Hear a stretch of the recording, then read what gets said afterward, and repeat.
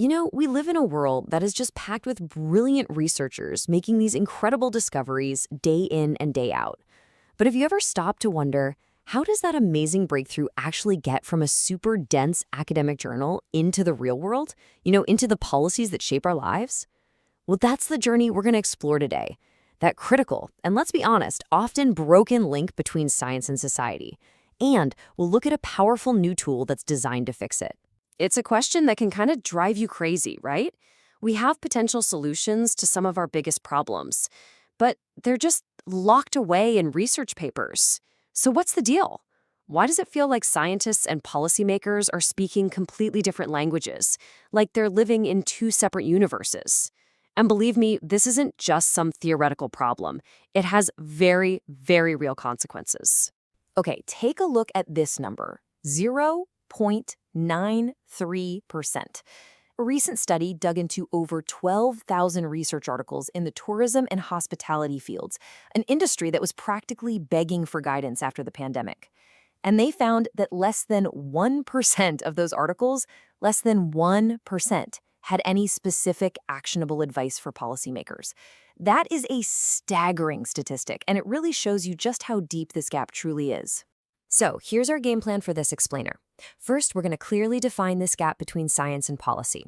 Then we'll look at the very real price we pay for this disconnect. After that, we'll introduce a really powerful tool called the SPARC framework, and we'll break down exactly how it works. And finally, we'll talk about a new kind of scholar for the future, the polyacademic. All right, first things first, let's really get our heads around the problem itself. And this isn't about pointing fingers or blaming one side or the other. It's about understanding a systemic breakdown in communication between two absolutely vital parts of our society. It's officially called the research policy gap. And here's the key. It's a two-way problem. On one side, you have researchers who often don't translate their complex findings into clear, simple recommendations. And on the other, you've got policymakers who are under immense pressure and often have to act without solid evidence. It just creates this endless cycle of missed opportunities. And this is not just some niche issue in one random field. The data is pretty clear. Whether you're looking at human resources, or only 1.5% of articles offer policy guidance, or back at tourism, the numbers are just consistently and frankly alarmingly low. The evidence is all there. Academia just isn't built to talk to policymakers. So why? Why does this happen? Well, it's because researchers and policymakers are playing completely different games with totally different rules. Think about it.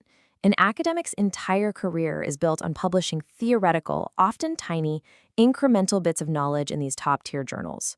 Success is measured by how many other academics cite your work. But policymakers? They're on the front lines, dealing with urgent societal problems. They need clear, actionable insights, and they need them yesterday. These different incentives create two parallel worlds that almost never collide. But here's the thing. This gap isn't just an interesting academic debate. When research and policy fail to connect, the consequences are massive. We're talking about impacts on economies, on jobs, and sometimes even on people's lives. And we really don't have to look far to find a perfect and painful example. The COVID-19 pandemic threw the entire world into chaos, and the response from policymakers was a true stress test of their ability to use scientific evidence under incredible pressure. The disconnect was just crystal clear. In early 2020, the WHO explicitly advised against broad travel bans, saying the evidence showed targeted measures were better.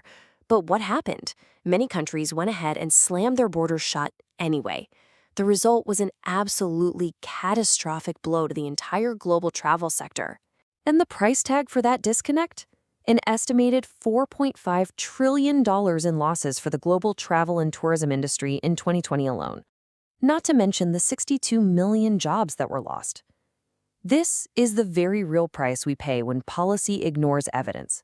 And it's a powerful, powerful reminder of why bridging this gap is so incredibly urgent. So, how do we fix this? How do we actually build that bridge? Well, that brings us to the hero of our story, a new practical tool designed specifically to solve this problem. It's called the SPARC framework. SPARC is an acronym for 5 key ideas. S is for societal challenge. You start with a real-world problem.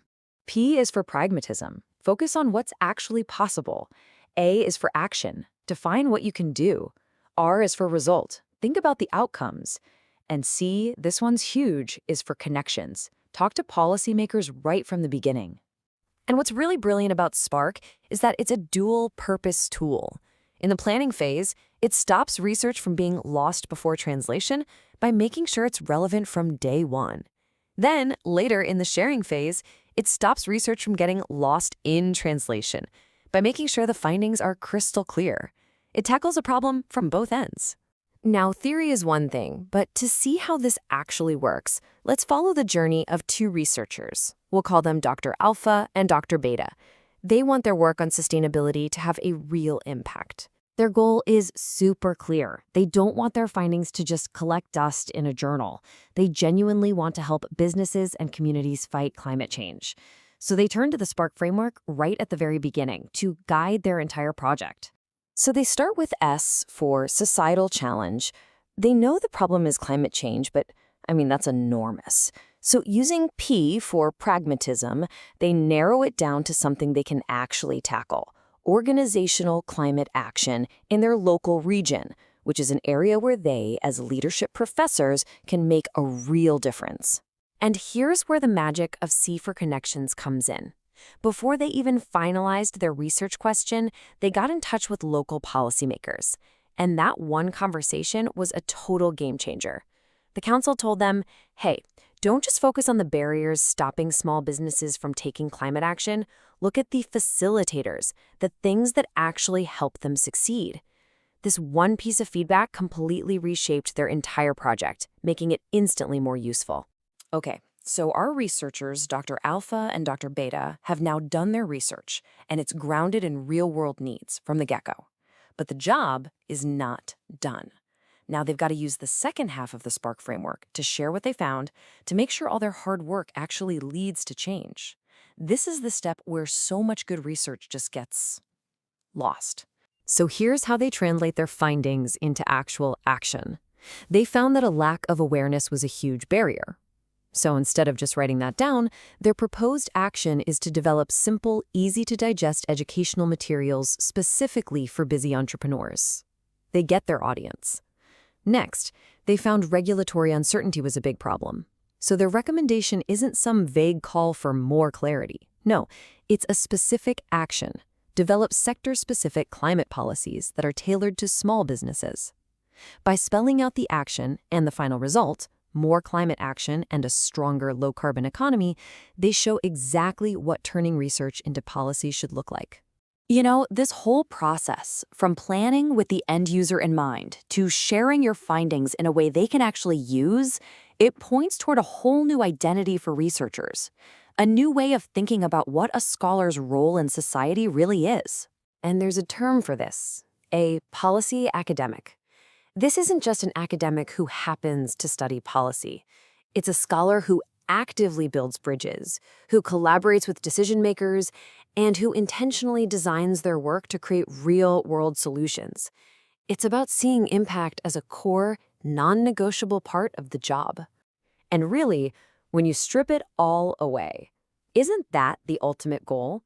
The whole point of this, of becoming a polyacademic and using frameworks like SPARC, it's to make sure that our collective knowledge is actually put to work, with the simple goal of ultimately leaving the world a little better than we found it. So I'll leave you with this question to chew on.